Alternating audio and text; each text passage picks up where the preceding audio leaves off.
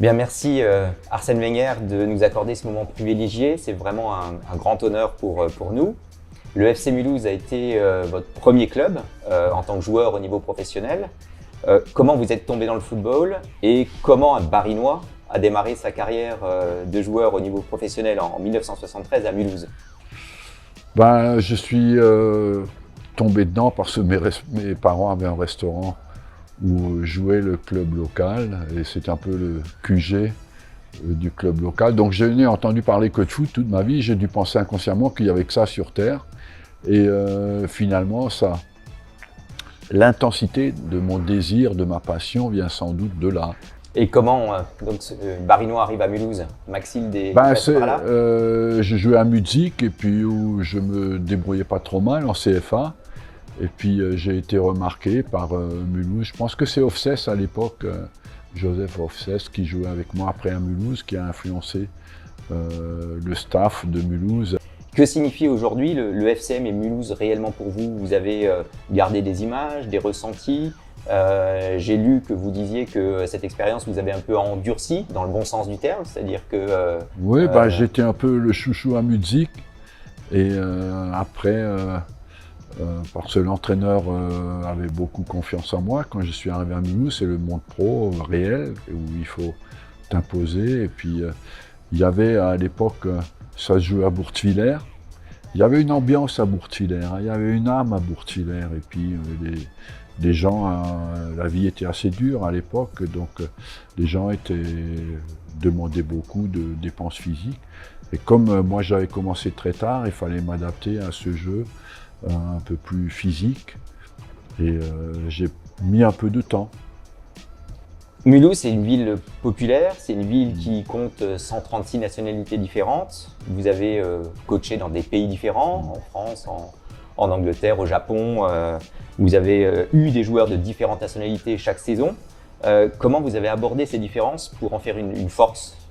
En essayant de créer une culture commune à tout le monde. Je pense, moi j'ai joué des matchs avec 11 joueurs de 11 pays différents. Donc je me suis dit à un moment donné, essayons de créer une culture commune à tous. Et je demandais à mes joueurs de ce qui était important pour eux dans le comportement au quotidien. Et je faisais une espèce de constitution avec leurs remarques et leurs demandes. Et pour après pouvoir leur dire, écoutez, c'est vous qui voulez vous comporter comme cela, là vous êtes en dehors. Donc ça m'a permis de créer une certaine discipline collective parce que c'était une forme de consensus de l'effectif pour avoir certains modes de comportement.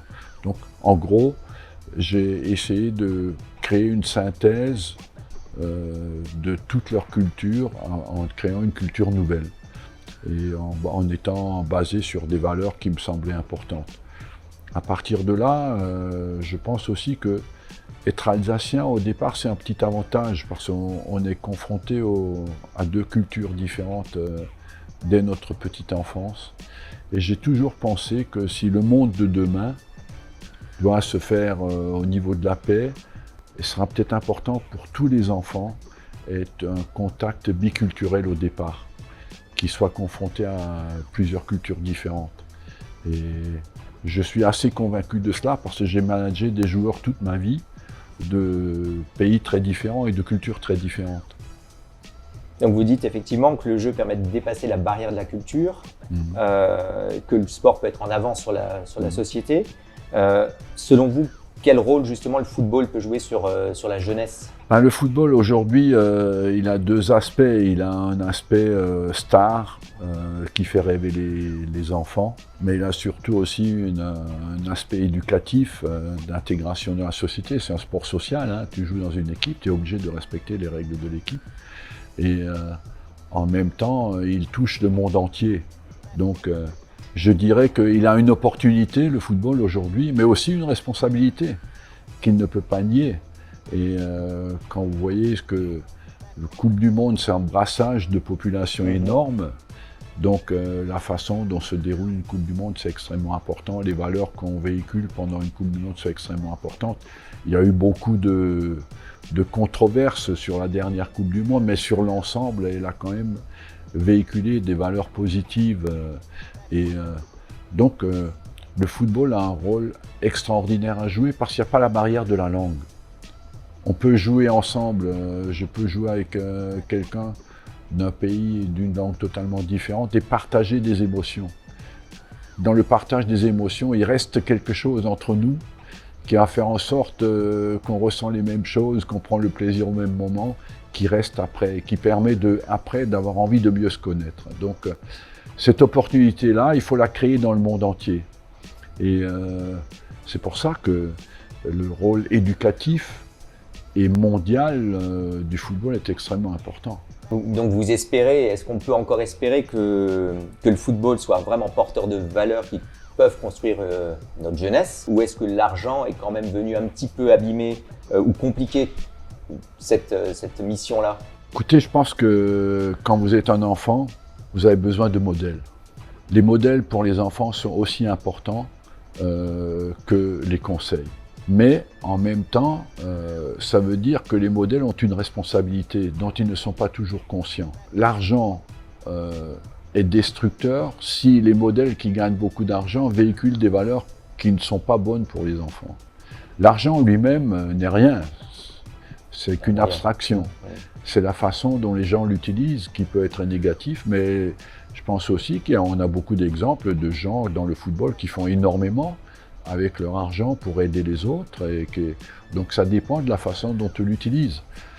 On vit dans un monde un peu chahuté, un peu anxiogène, notamment pour notre jeunesse. Quels sont les premiers conseils que vous donneriez à un jeune pour réaliser son rêve? La passion, la motivation, le travail, l'effort, l'engagement, la persévérance, quels sont les clés pour vous? Je dirais que le talent sans l'effort ne mène à rien. Donc l'effort est indispensable, mais l'effort a des qualités et des vertus extraordinaires dans le sens où il permet aussi de se découvrir, de se tester, de prendre confiance en soi. Donc, mais sur les grands, j'ai fréquenté beaucoup de gens qui ont fait des choses extraordinaires, pas nécessairement dans le football, et je suis arrivé à la conclusion qu'il y a toujours 4 ingrédients à la base. C'est 1, quel est ton rêve? Parce qu'il y a beaucoup de gens qui ne font pas l'effort d'identifier leur rêve. Je leur demande souvent, qu'est-ce que tu aimerais faire de ta vie? On n'en a qu'une. Hein? Donc, 1, quel est ton rêve? 2, comment est-ce que tu peux le réaliser techniquement? Qu'est-ce qu'il faudrait faire pour le réaliser? 3, élimine toutes les pensées négatives qui viennent avec c'est pas le moment, peut-être qu'il faut que j'attende un peu. Et il faut éliminer toutes ces pensées ou que je suis pas assez bon. Et 4, engage-toi totalement. Vous savez, ça c'est... Y aller à fond, quoi. Si tu ne t'engages pas, tu ne commences pas. Si tu n'es pas consistant, persistant, tu ne finis pas. Donc l'engagement total au départ est une nécessité. Vous dites aussi qu'une journée sans match vous semble un peu vide, qu'un match le soir ça illumine votre journée, que c'est source de bonheur. Et j'ai envie de vous dire qu'une ville sans football, surtout à Mulhouse, c'est aussi un grand vide. Et même si le FCM existe toujours et que la nouvelle direction se démène certainement autant que possible, depuis plusieurs années à l'échelle de Mulhouse, il n'y a plus cette vibration football. Mulhouse, c'est une ville populaire, c'est une ville jeune, c'est la ville la plus jeune de France, c'est une ville très cosmopolite. C'est un petit Marseille avec une vraie histoire liée au football. Et il n'y a plus cet ingrédient football depuis plusieurs années maintenant. Selon vous, quelle devrait être la place minimum du football dans une ville comme Mulhouse? Est-ce qu'il y a la place encore pour 2 clubs en Alsace aujourd'hui? Est-ce qu'on peut construire un modèle un peu comme Lille et Lens?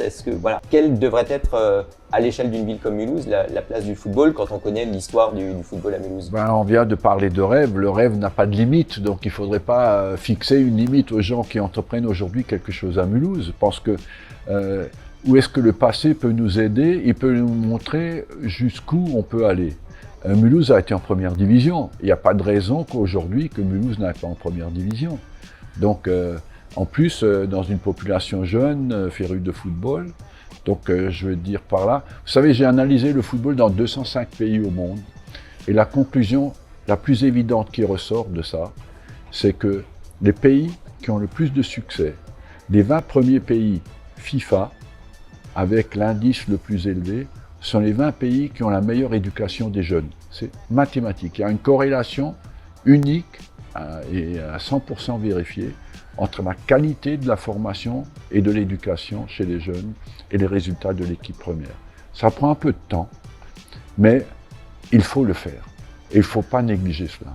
Il faut mettre tous les efforts là-dedans. Donc, vous avez en plus la population la plus jeune, donc le chemin est facile. Hein. Ça passe par la qualité de l'éducation.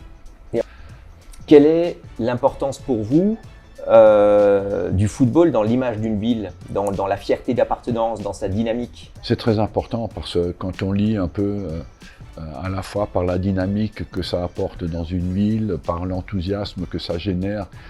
Quand je regarde les stades en France aujourd'hui, il y a du monde, c'est les jeunes qui sont dans les tribunes. Hein. Je suis frappé par le nombre de jeunes qui sont dans les tribunes. Garçons et filles d'ailleurs. Garçons et filles. C'est quelque chose qui a bien évolué. Évidemment, ça a très bien évolué. Donc ça, c'est quelque chose d'important. Pour une ville, c'est une dynamique extraordinaire. Donc à ce niveau-là, il n'y a qu'à écouter les interviews des commerçants. Quand j'ai écouté l'interview des commerçants d'Auxerre l'autre jour, avant le match, ils disaient pour nous, descendre, c'est une catastrophe, c'est 30 à 50% de chiffre d'affaires en moins. Ça montre l'importance que ça a dans une ville. Clairement. Et puis pour la réputation de la ville aussi. Hein.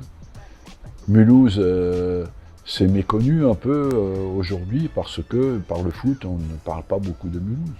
En ayant bien conscience qu'il n'y a pas de baguette magique ou de recette miracle, quelles devraient être les priorités? Par quoi il faut commencer quand on est au stade aujourd'hui? On est en R1 aujourd'hui avec… Vous savez, les ingrédients de base sont assez logiques. C'est identification de talent, ce qui n'est souvent pas bien fait. Et je me rends compte en voyageant dans tous les pays du monde entier que le truc le plus important, c'est d'identifier les talents. Et le deuxième ingrédient extrêmement important, c'est de mettre les meilleurs avec les meilleurs. J'ai prouvé que le nombre de bons joueurs au kilomètre carré est plus important que le nombre de joueurs dans l'absolu. Je vous donne un exemple concret. La Hollande, historiquement, a toujours formé de très bons joueurs. L'Uruguay, historiquement, a toujours formé des très bons joueurs. Mais ils sont sur un petit périmètre. Et il y a le nombre de joueurs par kilomètre carré se stimule. Ils jouent les uns contre les autres, déjà très jeunes. Et en Uruguay, c'est pareil, ils jouent tous à Montevideo. Et ils ont toujours formé des grands joueurs, parce que les meilleurs jouent contre les meilleurs. Quand ils sont éparpillés sur un grand territoire, ils ne se rencontrent pas et ne progressent pas ensemble. Donc, identifier les talents, mettre les meilleurs avec les meilleurs, avoir des bons coachs, avoir de bonnes compétitions, et puis être constant dans ce travail-là. Et passion aussi, la persévérance, l'effort. Oui, ça, la patience. Il y a des exemples, vous savez, les 8 meilleurs joueurs de tennis de table d'Angleterre viennent de la même rue de Reading. Parce qu'ils sont tous ensemble et ils se font progresser les uns les autres. Se stimulent. Alors, le hasard veut que vous avez toujours coaché, et c'est bien sûr le hasard, des équipes en rouge et blanc. Oui. Le titre de votre ouvrage, Arsenal, Monaco, Nancy, même quand vous étiez au Japon, Nagoya en était en rouge et blanc. Ce sont aussi les couleurs de la ville de Mulhouse, le rouge et le blanc. Je ne sais pas si vous l'aviez mais vous savez, je suis Mulhouse parce que je me dis, ils vont renaître à un moment donné. Alors, quand est-ce qu'on imagine… pour boucler la boucle, une mission à Mulhouse pour finir en beauté là où vous avez commencé?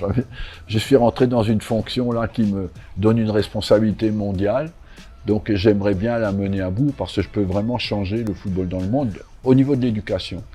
Et j'aimerais aller au bout de cette mission. Maintenant, j'aimerais bien retourner à Mulhouse, voir en grand match et rejouer Mulhouse en première division. Si je peux les aider par des conseils, s'ils veulent, je peux toujours essayer. Sans garantie, parce que mes conseils peuvent aussi être mauvais. Mais oui, j'aimerais bien que Mulhouse renaisse. Et pour Strasbourg, ce serait bien aussi. Que l'Alsace ait deux pôles. Quand on a des derbies Strasbourg-Mulhouse, ce serait beau. Et donc, il y a de la place pour 2 équipes. Ça fait combien? 1 500 000 personnes. Il y a de la place pour 2 équipes. Quand vous avez aujourd'hui en première division des équipes comme Clermont, Amiens, qui était, ou Lorient, c'est pas plus grand que Mulhouse. Bien. Pour terminer, votre ligne de conduite, c'est bienveillance, vision optimiste de la nature humaine, constance dans l'engagement, respect de ses valeurs. Vous êtes en phase avec... Oui, je suis totalement en phase avec ce que vous dites. Je pense aussi volonté de développement personnel, qui doit être un guide toute votre vie, c'est-à-dire essayer tous les jours d'être un peu meilleur dans ce qu'on fait. Et je pense qu'à partir du moment où on perd cela, il y a un grand vide dans votre vie et une forme de désengagement vis-à-vis de ce que la vie peut nous apporter. Et je pense que cette envie de s'améliorer, c'est quelque chose de très important. Ça nous fait une superbe conclusion puisque Mulhouse J'y crois est une association citoyenne, bénévole, indépendante, de citoyens qui veulent défendre l'image de Mulhouse, travailler sur ses atouts, travailler sur ses faiblesses aussi pour les corriger. C'est une démarche qui aide à améliorer à la fois l'image mais ce qu'est la ville.